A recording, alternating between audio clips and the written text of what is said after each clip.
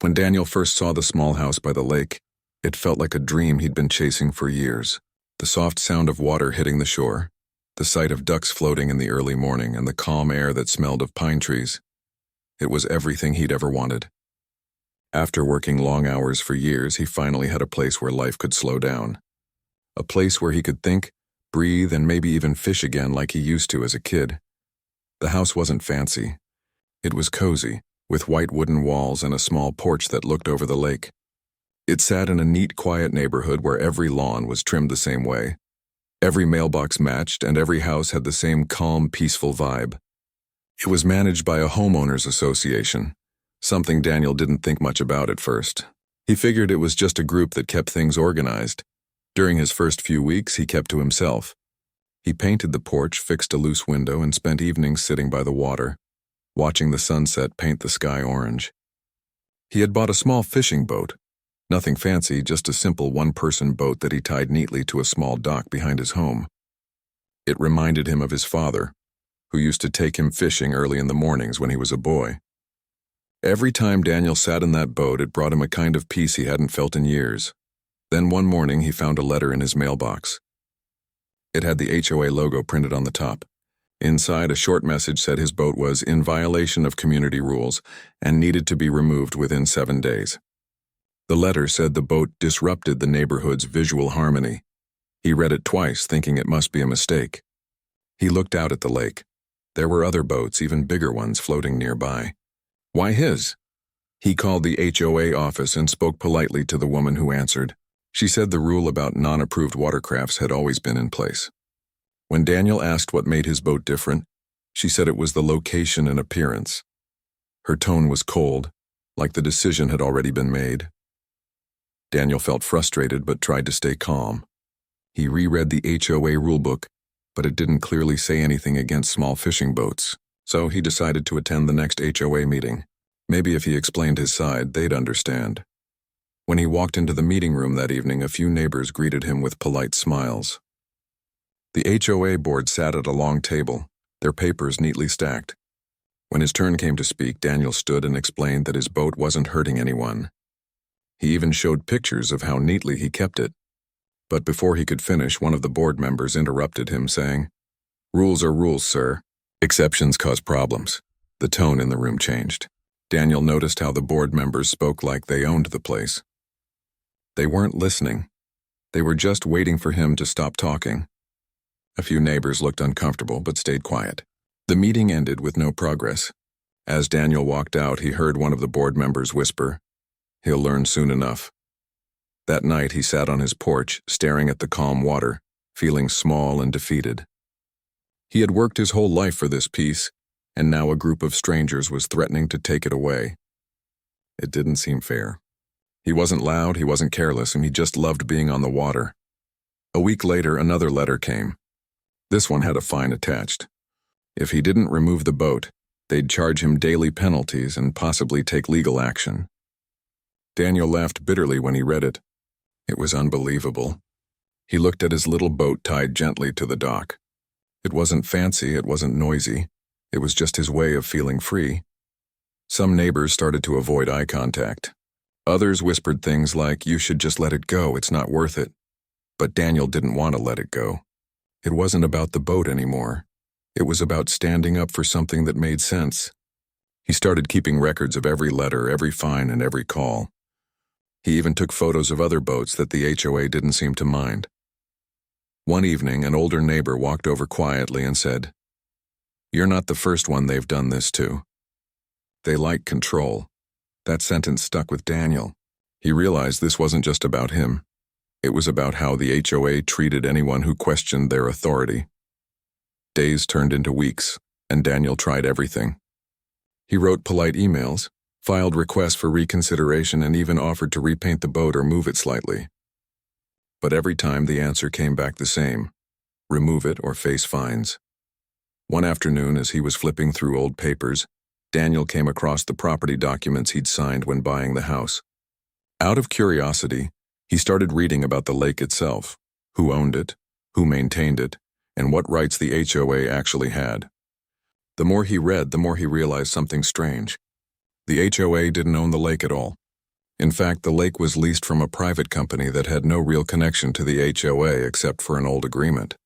That discovery sparked something inside him.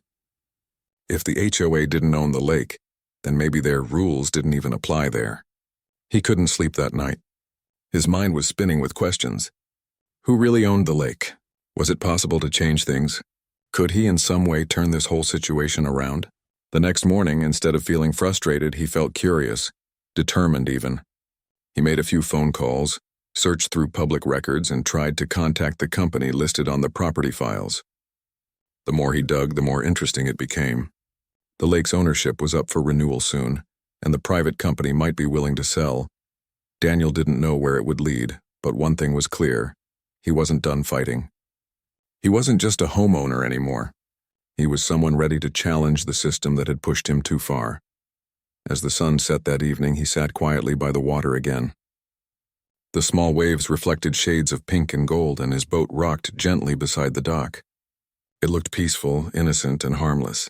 He smiled softly, whispering to himself, "They wanted me to remove it. But maybe it's time they learn who really owns the lake." Days turned into weeks, and the tension between Daniel and the Homeowners Association only grew stronger. Every few days, another letter arrived, each one harsher than the last. The HOA warned him of increasing fines, threats of legal action, and even mentioned that they could place a lien on his property if he didn't comply. It felt unbelievable to him. All this over a small fishing boat that barely took up space at the edge of the lake. Daniel's friends told him to just give in and avoid the stress, but he couldn't do it. It wasn't about pride, it was about fairness. The lake was what made the house special, and he wasn't hurting anyone. Every time he looked at the calm water, he remembered why he had worked so hard for this place. It was supposed to be peaceful, not a battleground. He decided to keep quiet about what he'd found in the property documents. Instead, he started learning everything he could about the HOA, how they worked, and what legal rights they actually had. He spent evenings reading through community regulations and talking to neighbors who had lived there longer. One woman, who lived a few houses down, told him about how the HOA had once fined her for leaving her trash can visible for a single day. Another man said they had forced him to repaint his fence because the color didn't match the approved shade. The more stories Daniel heard, the clearer things became. This HOA didn't care about fairness. They cared about control. They liked reminding everyone who was in charge. One Saturday morning, Daniel received another official notice, this time taped to his front door. It said he had 7 days to remove the boat, or the HOA would hire someone to do it for him and charge the cost to his account. He laughed out loud when he read it, but deep down he felt the frustration building again. He knew they wouldn't stop. That afternoon, he took a walk around the lake. He noticed how quiet it was, great, no kids playing, no families enjoying the water. Most people seemed afraid to break even the smallest rule. As he walked, he thought about the company that actually owned the lake. He had already found the name in public records, Harrison Land and Water Management. The name sounded corporate and distant, but Daniel was determined to reach them. The next day, he called the company. It took several tries before he was connected to someone who could talk about the property. When he finally got through, he explained that he lived in the community surrounding the lake and wanted to know more about its ownership. The man on the other end seemed surprised. "You're from the neighborhood?" he asked. Daniel said yes, then carefully explained that the HOA had been enforcing strict lake rules even though they didn't own it. The man paused for a moment, then said something Daniel didn't expect. "Actually, our lease agreement with that HOA is ending next year. We've been thinking about selling the lake property instead of renewing." Daniel's heart skipped a beat. He leaned forward, gripping the phone tightly. "Selling it?" he asked. "Yes," the man replied. "We haven't made a final decision yet, but we're open to offers if someone's interested." Daniel hung up the phone and sat silently for a long time. His mind was racing. The lake, the very thing the HOA used to control everyone, could soon be up for sale. And if that happened, someone else could decide how it was managed. Someone fair, someone who cared about the people who lived there. That night, Daniel couldn't sleep. He kept thinking about it, the idea of owning the lake. It sounded crazy, almost impossible, but he had some savings and he knew a few. The next few days, Daniel began to plan. He didn't tell anyone at first, not even his closest neighbors. He didn't want the HOA to catch wind of it before he was ready. Instead, he started reaching out quietly to people who might support him. One of them was a retired teacher who had lived by the lake for more than 20 years. She had seen how the HOA had become stricter over time and was more than willing to help. Another was a young couple who had recently moved in and already had their own issues with the HOA over small things like flower pots and lawn decorations. Together, they began gathering information, meeting in secret at Daniel's house after dark. They laughed at the irony of it, having to hide just to talk about the place they lived in. But there was excitement too, a quiet kind of hope that maybe they could take back what the HOA had taken from them. Meanwhile, the HOA continued their pressure campaign. They started sending community-wide emails, reminding everyone that certain residents were refusing to follow rules and setting a bad example. Everyone knew who they were talking about. Some neighbors avoided Daniel now, afraid of being seen as supportive. Others quietly gave him thumbs up or small nods when they passed him by. Daniel didn't react. He just smiled and kept working on his plan. He called the land company again and arranged to meet one of their representatives in person. When the day came, he drove out to their office, a tall building near the city. He was nervous, but when he sat across from the representative, he spoke calmly. He asked about the price, the conditions, and what it would take to buy the lake outright. The amount was high, more than he could afford alone, but not impossible. He asked for time to think about it. The representative agreed, saying they preferred selling to a local owner rather than renewing a lease with a difficult HOA. Daniel drove home that evening with a new kind of fire in his heart. For the first time since the HOA started harassing him, he felt in control. He knew it wouldn't be easy, but now there was a path forward. Over the next few weeks, he worked harder than ever. He sold some old investments, contacted friends outside the neighborhood who trusted his judgment, and even spoke with a local bank about financing options. Slowly, the pieces began to come together. The HOA kept sending him notices, but now he just smiled when he read them. They had no idea what was coming.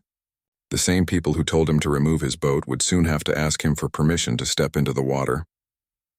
Late one night, as Daniel stood on his porch looking out at the calm, moonlit lake, he whispered to himself, "They wanted to take this away from me, but instead, they gave me a reason to fight." He didn't know exactly how things would unfold, but one thing was certain: the HOA had started a battle they didn't understand. Because Daniel wasn't just a rule follower anymore. He was a man on a mission, and this time, he was playing by his own rules. Daniel's quiet plan slowly turned into something real. What began as a simple idea now felt possible. He still couldn't believe it. The same lake the HOA used to threaten him could soon belong to him. It sounded like something out of a movie, but every time he thought about it, he smiled. It wasn't just about revenge. It was about taking back the peace they had tried to steal from him. He knew it wouldn't be easy. The price for the lake was high and he wasn't rich. But Daniel was smart and patient. He had worked hard all his life, saved carefully, and invested wisely. Still, even with all that, he couldn't afford to buy the whole lake alone. He needed help now, but from the right people. He started reaching out to a few neighbors he trusted. The retired teacher, Mrs. Lewis, was the first one he told. She had lived there longer than anyone and had quietly supported him since the beginning. When he told her about the company planning to sell the lake, her eyes widened. "You're serious?" she asked. Daniel nodded. "They're ready to sell. I just need help to make it happen." Mrs. Lewis smiled slowly. "I never thought I'd see the day someone stood up to them," she said. "Count me in." Next, Daniel met the young couple, Noah and Claire, who lived 3 houses down. They had already been fined twice, once for having wind chimes on their porch and another time for planting sunflowers that weren't approved. When Daniel told them his plan, they didn't even hesitate. "We're in," Noah said. "If it means getting them off our backs, we'll do whatever it takes." Together, they formed a small group, 4 people who had nothing in common except frustration and hope. They met quietly every few evenings at Daniel's house. They went over numbers, legal details, and possible agreements. It wasn't easy. There were forms to sign, fees to handle, and plenty of risks. But Daniel stayed calm through it all. He wanted everything done right. While all this was happening, the HOA kept trying to make his life miserable. They sent him another letter saying he owed more than $3,000 in accumulated fines. They even sent a warning that his property might face legal action if he didn't pay soon. Daniel didn't even bother responding anymore. Instead, he carefully filed each letter into a folder labeled Future Reading. Sometimes, when he'd walk around the lake, the board members would glare at him. One of them even said, "You're wasting your time. The rules aren't changing." Daniel just smiled and kept walking. If only they knew. A few weeks later, Daniel got the call he had been waiting for. The land company's representative said they were ready to move forward with the sale. Daniel and his small group would need to meet the company in person and finalize the deal. It was time. The night before the meeting, Daniel sat alone on his porch. The air was cool and the moon reflected off the still water. His boat floated quietly, tied to the dock like always. That boat, the reason for all this, seemed almost symbolic now. He whispered to himself, "Tomorrow it all changes." The next morning, Daniel and his group drove into the city. They sat in a large meeting room with big glass windows that overlooked tall buildings. The representative laid out the final papers, explaining the terms clearly. When Daniel signed the last page, his hands trembled slightly. The lake, the same lake the HOA used to claim control over, now legally belonged to them. When the meeting ended, they walked out together in silence. The air felt lighter. It wasn't about winning against the HOA anymore. It was about freedom. They had taken something back that had been used to control them for years. Back in the neighborhood, Daniel didn't say a word about the purchase. He wanted to wait until everything was official and registered. A few days later, he got the final confirmation. The deed had been recorded. The lake was now in his name, and by extension, partially owned by the small group that had believed in him. That evening, he stood by the water again. The same calm ripples, the same soft sound of frogs in the distance, but everything felt different now. He wasn't just looking at the lake, he owned it. Every wave, every reflection of light, every inch of water that stretched out in front of him was his. It didn't take long for the news to reach the HOA board. They found out through a public record notice that the ownership of the lake had changed. At first, they didn't think much of it. But when they realized it was Daniel's name listed as the new owner, panic started spreading. The following week, the HOA sent another letter, this time written in a much softer tone. It said they wanted to discuss the future of community cooperation and ensure mutual respect regarding lake access. Daniel chuckled as he read it. The same people who had threatened him were now asking for a meeting. He didn't reply immediately. He wanted them to feel the uncertainty he had lived with for months. For years, they had used the lake to control the community. Now the tables had turned. Daniel finally agreed to meet them. The meeting was scheduled in the same community hall where they had once scolded him about his boat. This time, when he walked in, the atmosphere was completely different. The board members looked nervous. The head of the HOA forced a smile and said, "We understand there's been a change in ownership. We'd like to discuss future arrangements." Daniel kept his voice calm and polite. He said he had no intention of restricting the residents' access to the lake, as long as they were respectful and followed simple, fair rules. But he also made it clear that the old HOA lake regulations were no longer valid. From now on, the lake's management would follow his terms. The board members nodded stiffly. They didn't have a choice. Without the lake, the HOA's power would shrink dramatically. The community's main attraction, the thing that gave them authority, was now in Daniel's hands. When the meeting ended, Daniel walked out feeling lighter than ever. For the first time in a long while, he felt like justice had found its way into that quiet neighborhood. That evening, as the sun dipped below the horizon, Daniel took his boat out onto the lake. The air was still, the water calm. He rowed slowly, letting the soft ripples spread behind him. The same boat that had started all the trouble now floated freely, untouchable. He looked back at the row of houses, their lights glowing softly in the distance. Somewhere in those homes were people who had once judged him, but also people who quietly rooted for him. And though the fight had been long, it had led him exactly where he was meant to be, right in the center of the calm water, finally free. As the boat drifted quietly, Daniel smiled to himself. The HOA had tried to make him remove his boat from the lake. Instead, he had bought the whole thing. And deep down, He knew this was only the beginning of a much bigger change for everyone who lived there. The news about Daniel owning the lake spread through the neighborhood faster than anyone expected. At first, most people didn't believe it. Some said it was just a rumor. Others said it had to be a mistake. But when the official records showed Daniel's name listed as the new owner, the shock hit everyone, especially the HOA board. The same people who once sent him angry letters and fines were now in complete panic. Without access to the lake, their power meant nothing. The lake was the heart of the neighborhood. Every brochure, every property listing, every community rule revolved around it. If the HOA lost control of it, their entire structure could fall apart. Daniel didn't rush to make any announcements. He stayed calm and quiet just like always. He still went fishing in the mornings, waved to the few friendly neighbors who smiled at him and kept to himself. But now every time he looked at the water, he couldn't help but feel a quiet satisfaction. It wasn't revenge he wanted, it was respect. A few days later, he got a formal letter from the HOA requesting a meeting. It was written in a tone that was completely different from before. Polite, careful, even nervous. They wanted to discuss future lake usage and maintain community harmony. Daniel almost laughed when he read it. The same people who had threatened him were now asking for his permission. He decided to attend the meeting. Not to gloat or make a scene, but to set things right once and for all. The meeting was held in the same community hall where, months earlier, they had humiliated him over his small fishing boat. But this time the mood was different. The board members looked uncomfortable. A few even avoided his eyes. The head of the HOA started the meeting with a forced smile. "We're glad you came, Daniel," he said, his voice unusually soft. "We just want to make sure everyone can continue enjoying the lake. We're all part of the same community, after all." Daniel nodded, saying nothing. He let them talk first. The board went on about how the lake had always been an important part of the neighborhood's identity, and how they hoped to continue their partnership. It was clear they were desperate to keep some form of control. Finally, Daniel spoke. His tone was calm and steady. "I understand what you're saying," he began.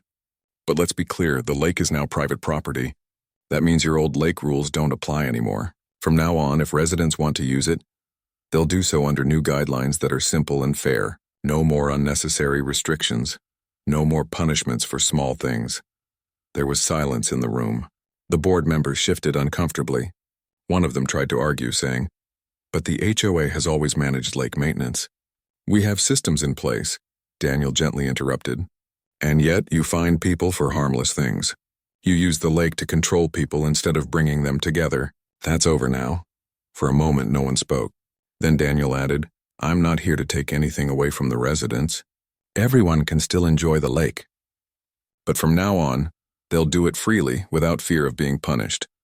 The board members realized they had no power left.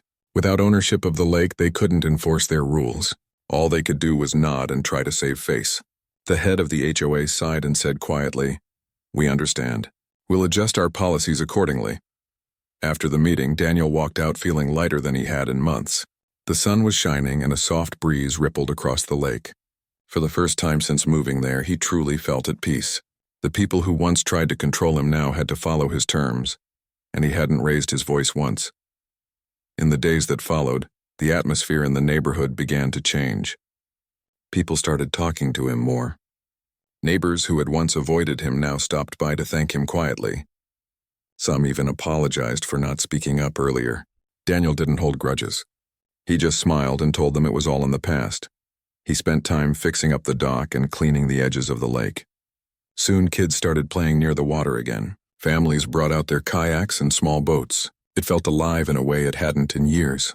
Without the HOA's heavy hand, the place finally felt like a community. Of course, not everyone was happy. A few of the HOA board members were bitter. They whispered rumors, saying Daniel had bought the lake just to embarrass them. But no one listened to them anymore. People had seen the truth for themselves. They knew he hadn't done it for power. He had done it for fairness. One morning, Daniel got another letter from the HOA, but this one made him smile. It wasn't a warning or a fine. It was a request. They wanted permission to hold their annual community picnic by the lake. He read it twice and then chuckled. The same group that once told him his boat ruined the community's image was now asking if they could use his lake for their event. He didn't reply right away. Instead, he thought about it for a while. He didn't want to be petty. He believed in kindness even toward those who hadn't shown it to him. So he eventually agreed, with one condition. The picnic would be open to everyone in the neighborhood, not just HOA members. When the day of the picnic arrived, the lakefront was full of laughter and music. Families grilled food, kids splashed in the shallow water, and even the board members seemed relaxed for once. Daniel stood quietly near his boat, watching the scene unfold. A few people came over to thank him, telling him how much happier the neighborhood felt now. As the sun began to set, Daniel walked down to the dock. He untied his small fishing boat and pushed it gently into the water. The reflection of the orange sky shimmered across the lake's surface. He rowed slowly, the sound of laughter fading softly behind him. He looked around and smiled to himself. This was what he had wanted all along, not to win a fight, but to bring peace back to a place that had forgotten what community really meant. When he reached the middle of the lake, he stopped rowing and let the boat drift. The air was calm and the water glowed with the last light of day. He thought about everything that had happened, the letters, the threats, the meetings, the doubt, and how it had all led to this moment. Daniel realized something important that night. Sometimes the best way to deal with unfair people isn't through anger or revenge. It's through patience and quiet strength. By standing his ground, he had changed not only his own life but also the lives of everyone around him. As darkness settled over the water, Daniel whispered softly, "It's finally over." The wind carried his words across the lake he now owned, the same lake that once caused him endless trouble but had now become a symbol of freedom and peace. Months passed, and life around the lake settled into a calm rhythm. The tension that once filled the neighborhood was gone. People smiled more, talked more, and began to treat each other with kindness again. It was as if the whole place had taken a deep breath after years of being held too tightly by unnecessary rules. Daniel watched it all quietly from his porch. Every morning he'd step outside with a cup of coffee, watching the mist rise off the lake. The sound of kids laughing, dogs barking in the distance, and the gentle splash of paddles on the water filled the air. It was the kind of peace he had imagined when he first bought his home. Only now it felt even better because it had been earned. Sometimes he still received polite letters from the HOA, but they were different now. They asked for updates on lake maintenance or offered to help organize community activities. There was no more threatening tone, no more arrogance. Daniel appreciated the change. He had no interest in revenge. He just wanted everyone to live comfortably without fear of being punished for simple things. He had made sure of that. After buying the lake, he set up a new system. Instead of strict rules, there were only a few simple guidelines. Keep the lake clean, be respectful, and share the space. That was it. No approvals, no complicated paperwork. And it worked. People took pride in caring for the lake because they finally felt like it belonged to them, not to a group of people sitting in an office sending fines.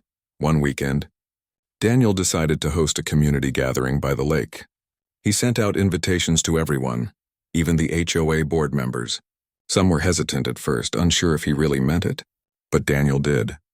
He wanted to show that he held no grudges. When the day came, the weather was perfect. The sun was bright and the water sparkled like glass. Families brought food. Kids played games near the shore and laughter echoed across the water. Even the board members showed up, a little awkward at first but soon blending in as everyone relaxed. Daniel walked around, greeting people and making sure everyone felt welcome. He saw Mrs. Lewis sitting under a tree smiling as she watched the children. Noah and Claire were grilling food while their dog ran circles around them. It felt like the community had finally come alive again. At one point, the head of the HOA approached Daniel. The man looked uncomfortable but sincere. "I wanted to thank you," he said quietly. "You've done what we couldn't. You brought everyone together again." Daniel smiled. "It's not about control," he said. "It's about respect. People take care of what they love and you just have to let them." The man nodded slowly. "I guess we forgot that along the way," he admitted. Then he extended his hand. Daniel shook it, and for the first time there was no tension between them. Just mutual understanding. As the day went on, Daniel took his boat out once more. The same small boat that had started it all. He rowed slowly across the lake, watching the families gathered along the shore. He could hear the faint sound of music and laughter drifting over the water. It made him smile. When he reached the middle of the lake, he stopped rowing and looked around. The trees stood tall, the sky stretched wide, and the gentle waves shimmered under the sunlight. It was peaceful, the kind of peace that comes when everything finally falls into place. He thought back to the beginning, the first letter, the meetings, the frustration, how close he had come to giving up, and how different things could have been if he had just accepted what the HOA said. But he hadn't. He had stood his ground not with anger or pride, but with quiet determination, and that had made all the difference. Later that evening, as the sun dipped low and painted the sky orange and pink, the neighbors lit small lanterns along the edge of the lake. The reflection of the lights danced across the water. People stayed long after sunset, talking and laughing under the stars. Daniel sat on his porch watching them. He didn't say much. He didn't need to. The sound of the lake and the happy voices were enough. For the first time since he had moved there, it truly felt like home. Over time, people from nearby towns began to hear about the story. They came to see the lake and the little community that had turned itself around. Some called it inspiring, others simply called it brave. But Daniel never saw himself as a hero. He always said he was just someone who wanted peace and fairness. The HOA, once known for its strictness, slowly changed its ways too. They became more open, more understanding. They started focusing on helping residents instead of controlling them. It was as if Daniel's quiet stand had reminded everyone what community was supposed to mean. One evening, months later, a young couple moving into the neighborhood stopped by Daniel's house. They had heard the story and wanted to thank him. "We chose this place because of what you did," they said. "It's rare to find a community that feels this free." Daniel smiled warmly. "Just take care of it," he said. "That's all I ask." After they left, he walked down to the dock once more. The water was calm and the moonlight shimmered across its surface. He sat there for a long time, listening to the gentle rhythm of the lake. It was hard to believe how far things had come, from angry letters and fines to peace and laughter. He realized something that night. Sometimes the smallest act, refusing to give up, standing quietly for what's right, can create ripples that spread farther than you ever imagine. His fight for a simple fishing boat had turned into something much bigger. It had restored balance, not just for him, but for everyone around him. The wind moved softly across the water, carrying the faint sound of frogs and crickets. Daniel smiled, closed his eyes, and breathed in the cool air. He felt grateful, not just for the victory, but for the lessons it had brought him. He had learned that peace doesn't come from silence. It comes from standing firm when something matters, even if you stand alone at first. And sometimes that quiet courage can change everything. As the night deepened, Daniel's small boat rocked gently beside the dock, just like it had on the first day he moved there. Only now no one could tell him to move it. No one could threaten or fine him for enjoying what was rightfully his.